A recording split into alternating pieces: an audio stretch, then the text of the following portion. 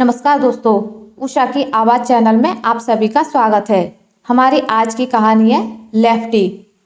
उसके पापा ने कार का दरवाज़ा खोलकर उसे बिठा दिया।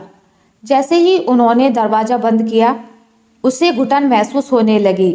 वह आभूषणों से लदी थी। उसने झट से पीछे मुड़कर देखा। उसकी माँ, चाची, बुआ, मौसी, मामी की गीली आंखें अब भी उसे निहार रही थीं। उसका सब कुछ पीछे छूट रहा था। बचपन, अल्लड़ दिनों की शरारतें, माँ की डांट, पापा की झिड़की, स्कूल की सखियाँ जैसे उसे रोकने का अथक प्रयास कर रहे थे। मीरा छरछरी काया, गौर वर्ण, लंबे कद वाली युवती थी। आज उसका विवाह हो चुका था। बचपन से पढ़ाई में हमेशा अव्वल आने की जैसे उसने जिद पकड़ रखी थी। उसके एमबीए करते ही अच्छे घर से रिश्ता आ गया था। कार ने गति पकड़ ली। भावी जिंदगी उसके समीप व सामने थी। ससुराल में गीत गाती औरतों ने उसे उतारा। पूर्ण रीति रिवाजों के साथ उसका गृह प्रवेश कराया गया। पूरे दिन उसे औरतों ने घेरे रखा। उस दिन उसे ऐसा लगा जैसे सूरज आसमान में डटकर बैठ गया हो। मीरा का पति कुमार निजी कार्यालय में जॉब करता था। ससुर श्रीनाथ जी टेलीफोन डिपार्टमेंट में सरकारी कर्मचारी थे। सास पार्वती गृहिणी थी। वहीं ननंद छाया कला संकाय में तृतीय वर्ष की छात्रा थी। अगले दिन मीरा की पहली रसोई थी। सुबह सुबह सास उसे रसोई से अवगत करा रही थी। उन्होंने मीरा को आलू निकालकर देते हुए कहा कि आलू के पराठे व इसी की सब्जी ठीक रहेगी। मीठे में खीर बनाने की हिदायत देकर उसका हाथ बटाती रहीं। लगभग 1 घंटे तक रसोई महकती रही। तभी कमरे से फुदकती छाया लंबी श्वास भरते हुए वहां दाखिल हुई। भाभी जी, ये नाचीज कनीज आपकी सेवा में हाजिर है। हमारे लायक कोई काम हो तो बेझिझक हुक्म कीजिए। वह गर्दन झुकाती हुई बोली। नहीं दीदी, मैं कर लूँगी, मीरा ने कहा। पहले अपना मोबाइल पटक कर आ, फिर आना यहाँ, सास ने छाया से तेज आवाज में कहा। लगता है महारानी जी का दिमाग यहाँ की आबो हवा में गर्म है। पर जहाँ तक मोबाइल की बात है, कयामत भी आ जाए तो हमें मोबाइल से जुदा नहीं कर सकती। गुस्ताखी माफ, कहती हुई वह तेज कदमों से निकल गई। फिर सब खाना खाने बैठे। श्रीनाथ जी ने मीरा की तारीफ में कसीदे पढ़े। कुमार ने खीर बढ़िया बताई। सास रटे रटाए जुमले गाती रही। अच्छा ही है, ठीक बना वगैरह। छाया की तरफ से तो खाना लाजवाब था। अगली सुबह जब मीरा आरती करने लगी तो पार्वती भी आ पहुंची। पीछे पीछे कुमार व छाया भी आ खड़े हुए। मीरा ने दीपक जलाकर आरती की थाली उठाई। सीधे हाथ से आरती करना, सास ने टोका। आश्चर्य से मीरा ने मुड़कर देखा। बाएं से शुभ नहीं रहता, सास ने गहरी सांस लेते हुए कहा। What mom? शुभ अशुभ कुछ नहीं होता। हाथ लेफ्ट हो या राइट, मन में श्रद्धा होनी चाहिए, छाया माँ को समझाते हुए बोली। मीरा ने कल्पना भी नहीं की थी कि उसे बाएं हाथ से काम ना करने का उलाना ससुराल में मिलेगा। मुझे क्या पता, चुप कर, पार्वती ने उसे झिड़क दिया। मम्मी, मीरा पहली बार पूजा कर रही है, उसे करने दो, कुमार बोला। ठीक है। शायद बेटे के सामने माँ बहू को ज्यादा कुछ बोल नहीं पाई। आरती के दौरान पार्वती मीरा के बाएं हाथ को निरंतर देखती रही। उन्हें मीरा का बाएं हाथ से काम करना नहीं भाया था। श्रीनाथ जी के आदेश पर नए जोड़े के भावी जीवन की खुशहाली के लिए सभी गणेश मंदिर में धोख लगाने गए थे। जब मीरा ने पंडित जी से प्रसाद के लिए अपना बायां हाथ आगे बढ़ाया तो पार्वती तुरंत बोली, सीधे हाथ में। कुछ दिनों बाद श्रीनाथ जी ने घर की सुख शांति के लिए सुंदरकांड का पाठ करवाया। दिन भर ब्राह्मणों ने आध्यात्मिक छटा बिखेरे रखी। सभी भजनों में रम गए। पाठ संपन्न होने के पश्चात ब्राह्मणों को भोजन कराया जाना था। रसोई से निकलकर मीरा उनको भोजन परोसने लगी। तभी एक ब्राह्मण ने उसे रोका। बाएं हाथ का प्रयोग मत कीजिए। मीरा के पैरों तले जमीन खिसक गई। उसने ऐसा सुनने की आशा भी नहीं की थी। सास, ससुर व पति अन्य कार्यों को निपटाने में लगे थे। इतना सुनते ही उनका ध्यान उधर गया। पार्वती ने भागकर मीरा के हाथ से सब्जी का चमचा छीना और कहने लगी, बहू तुम रसोई से पूड़ियाँ ले आओ, मैं परोसती हूँ। फिर सभी ब्राह्मणों को भोजन कराया गया। देर रात जब पार्वती व मीरा रसोई के बचे काम निपटा रही थी, तब सास गरम लहजे में बोली, तुमसे कितनी बार कहा है कि आध्यात्मिक कार्यों व मंदिर में व भोजन परोसते वक्त दाएं हाथ का प्रयोग करो, मगर तुम्हारे कान पर जूं तक नहीं रेंगती। लेकिन मम्मी जी मुझसे नहीं हो पाता, मेरा मतलब इसी हाथ की आदत है, धीमे स्वर में मीरा ने कहा। कैसे नहीं होता?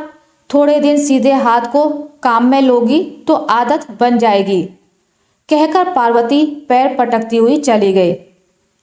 दिन प्रतिदिन मीरा का बायां हाथ पार्वती की आंखों की किरकिरी बनता जा रहा था। कुमार व छाया अधिकतर मीरा का पक्ष लेते थे। उन दोनों के लिए यह बात दकियानूसी थी। मीरा के लिए ऐसा बर्ताव नया नहीं था। विवाह से पहले भी अक्सर उसको बाएं हाथ पर टोका जाता था। तंग आकर मीरा ने एक दोपहर सास से स्पष्ट शब्दों में अपनी पीड़ा व्यक्त कर दी। मम्मी जी मुझसे दाएं हाथ से काम नहीं होता, मैं भूल जाती हूँ कि मुझे दाएं हाथ का प्रयोग करना है। पार्वती झट से दौड़कर एक कपड़े की पट्टी लेकर आई। इसका भी इलाज है मेरे पास, कहती हुई पार्वती उसके बाएं हाथ की कोहनी से लेकर हथेली तक बांधने लगी। मीरा तो मानो गाय बन गई थी। फिर पार्वती ने निर्देश दिया, सुन, अब झाड़ू लगाने, चमचा पकड़ने, पानी की बाल्टी उठाने, पोंछा मारने व अन्य सभी कार्य सीधे हाथ से करना। और हाँ, कुमार, छाया व उनके पापा के आने से पहले ही पट्टी खोल लेना और रोज सुबह उनके जाते ही वापस बांध लेना। तब पार्वती ने लाल मिर्च उसके दाएं हाथ में पकड़ाई और कहने लगी, ले मिर्ची कूट। रोज दाएं हाथ को काम में लेगी तो आदत बनेगी। दूसरे दिन से ही पति, ससुर व ननद के घर से निकलने के साथ ही मीरा अपने हाथ पर पट्टी बांध लेती थी और शाम को उनके आने से पहले उसे खोल लेती थी। अभी 3-4 दिन भी निकले नहीं थे कि मीरा का दृढ़ निश्चय जवाब देने लगा। पोंछा, झाड़ू व चमचा तो फिर भी वह दाएं हाथ से कर पा रही थी, मगर दिक्कत बाल्टी उठाने में आई। 2 कदम उठाकर फिर रखनी पड़ती। पार्वती मीरा को आंगन में बैठी देखती रहती, उस पर अपना नियंत्रण रखने पर नाच करती। एक दिन पार्वती ने मीरा के आगे कैरियों से भरी परात रखकर उन्हें दाएं हाथ से काटने का आदेश दिया। मीरा चुपचाप कैरियां काटने लगी। उस दिन छाया कॉलेज से जल्दी लौट आई। यहाँ वहाँ मीरा को ढूंढते हुए वह छत पर चली आई।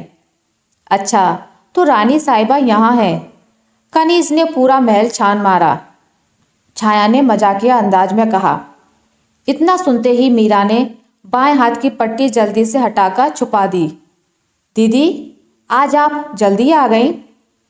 हाँ भाभी, एग्ज़ाम आने वाले हैं तो प्रिपरेशन के लिए आज से छुट्टी दे दी। फिर कैरियां देखकर बोली, अरे वाह, कैरियां, मलिका ने हमारा दिल खुश कर दिया। तभी पार्वती आ गई। तू इंटरवल में ही आ गई? व्हाट मॉम, कॉलेज में इंटरवल नहीं होता, बताया तो था। छाया बोली, हाँ हाँ ठीक है, जाकर 2 कप चाय बना ला, पार्वती ने हुक्म दिया। उधर कैरिया काटते हुए मीरा की उंगली पर चाकू जा लगा। आह, वह चीखी। क्या हुआ भाभी? अरे खून, मैं फर्स्ट एड बॉक्स लाती हूँ। फिर छाया ने घाव साफ करके बैंडेज लगा दी। रात में कुमार ने मीरा का घाव देखकर पूछ लिया, कहीं तुम माँ के कहने पर तो दाएं हाथ से काम नहीं कर रही थी? नहीं, ये क्या बोल रहे हैं आप? मेरी लापरवाही की वजह से कट लग गया। बड़ी कुशलता से मीरा झूठ बोल गई। लेकिन मम्मी, तुम्हें बार बार दाएं हाथ से काम करने को टोकती रहती है, तो मुझे लगा कहीं। आपको लगा कि उनकी वजह से यह हुआ। मीरा बीच में ही कुमार की बात काटते हुए बोली। कुमार ने गर्दन हिलाकर हामी भरी। पूरे दिन के बाद तो कुछ समय मिल पाता है हमें, और आप हैं कि उसे यूं ही गवा दे रहे हैं। बात बदलते मीरा बोली, अच्छा तो चलो कुछ देर छत पर चलते हैं। कहते हुए कुमार ने मीरा का हाथ पकड़ा और खींच ले गया छत पर। फिर 1.5 घंटे तक दोनों अपनी ही बातों में खोए रहे। तभी छाया उनके कमरे का दरवाजा खुला देख सीधे ऊपर आ पहुंची। वहां दोनों को बातों में डूबा देख तो जोर से खांसकर अपनी उपस्थिति दर्ज कराई। अच्छा तो 2 हंसों का जोड़ा यहाँ विराजमान है, उसने चुहल की। मगर हंसों के जोड़े को अब सभा स्थगित करनी पड़ेगी। कबाब में हड्डी जो आ चुकी है। अब मजाक की बारी कुमार की थी। छाया के तेवर बदले। मुझे हड्डी कहा भैया? बोलते हुए कुमार पर झपटी। बचकर भागता हुआ कुमार सीढ़ियां लांघकर कमरे में घुस गया। ऊपर ननद भाभी की हंसी हवा में तैर रही थी। अगले दिन छाया बालकनी में पढ़ाई कर रही थी। मीरा रसोई में व्यस्त थी। पार्वती खाना खा रही थी। अचानक रपटने की तेज आवाज से मीरा दौड़कर आई। छाया सीढ़ियों से गिरी पड़ी दर्द से करा रही थी। पार्वती ने आकर देखा तो ऐसा लगा मानो उसको सांप सूंघ गया था। मीरा ने छाया को उठाकर तुरंत बेड पर लिटाया। मम्मी जी, मैं दीदी को अस्पताल ले जा रही हूँ, कहते हुए मीरा छाया की स्कूटी पर उसे अस्पताल ले गई। 1 घंटे बाद जब मीरा लौटी तो छाया के दाएं हाथ में प्लास्टर बंधा था। वह माँ से लिपट गई। Mom, I am fine. क्या फाइन? मुंडी ऊपर करके मत चलाकर। पार्वती ने झूठा गुस्सा किया। श्रीनाथ जी जब ऑफिस से लौटे तो पार्वती ने उन्हें सारी बात बताई। वे छाया के पास बैठ गए। चोट को ठीक होने में 3-4 हफ्ते लगेंगे। अब एग्ज़ाम कैसे देगी? उन्होंने प्रश्न किया। मैं भी पूरे रास्ते बस इसी उलझन में थी पापा। कुमार दफ्तर से लौट आया था। कुर्सी लेकर वहीं बैठ गया। 5 दिन ही बचे हैं पापा, छाया ने बताया। नेहा को बुला लेते हैं, उसके 12th के एग्ज़ाम भी हो चुके हैं। इसी बहाने कुछ दिन यहाँ रह लेगी। तू सीता मौसी से बात करके दोनों को परसों यहाँ बुला ले, श्रीनाथ जी ने सुझाव दिया। अरे हाँ पापा, ये ठीक रहेगा। बोलते हुए कुमार ने फ़ोन घुमा दिया। परीक्षा वाले दिन नेहा और छाया घर से निकल ही रहे थे कि नेहा का चश्मा हाथ से गिर पड़ा, जिसने टूटकर ही दम लिया। नेहा बर्फ की तरह जम गई। छाया को ऐसा लगा जैसे वह जमीन में धंसती जा रही थी। मीरा ने स्थिति का जायजा लेकर तुरंत छाया की परीक्षा देने का निर्णय लिया। वह अपनी प्यारी ननद को किसी मुसीबत में फंसे कैसे देख सकती थी। मीरा छाया की हस्तलेखक बनकर परीक्षा देने लगी। लगभग 1.25 महीने छाया के इम्तिहान चले। उसने माँ का मीरा के प्रति इन दिनों रवैया देख लिया था, पर वह चुप रही। मगर जब माँ ने उस दिन मीरा को हाथ पर पट्टी बांधने को कहा तो उसका सब्र टूट गया और वह माँ पर बरस पड़ी। बस मॉम, बहुत हो गया। क्यों भाभी को परेशान करती रहती हैं आप? क्या बाएं हाथ से काम करना कोई अपराध है? जब से भैया का विवाह हुआ है आप भाभी को काम करने पर टोकती ही आ रही हो। पहले बाएं हाथ से पूजा मत करो, प्रसाद सीधे हाथ में लो, बाएं हाथ से भोजन मत परोसो। इन सब बातों से कुछ नहीं होता मॉम। तू नहीं समझती ये शगुन अपशगुन की बातें। पार्वती ने बात को दबाना चाहा। अच्छा, मैं नहीं समझती तो मॉम एक बात बताओ। भाभी बचपन से पूजा करती आ रही हैं, तब उनसे भगवान तो कभी नाराज नहीं हुए? जब भाभी रुपए बाएं हाथ में पकड़ती हैं तो वे पैसे में नहीं बदलते? भाभी सुबह पापा को बाएं हाथ से अखबार पकड़ाती हैं, मगर सारी खबरें तो बुरी नहीं हुई। घर का खाना भाभी के हाथ का बना खाने से हम में से कोई भी बीमार नहीं हुआ। स्कूटी की कंपनी ने कभी बाएं और एक्सीलेटर नहीं बनाया, फिर भी भाभी ने वह चलानी सीखी। और सबसे बड़ी बात, मेरे हाथ में फ्रैक्चर होने पर बाएं हाथ से कार्य करने वाली ने ही मेरी परीक्षा दी।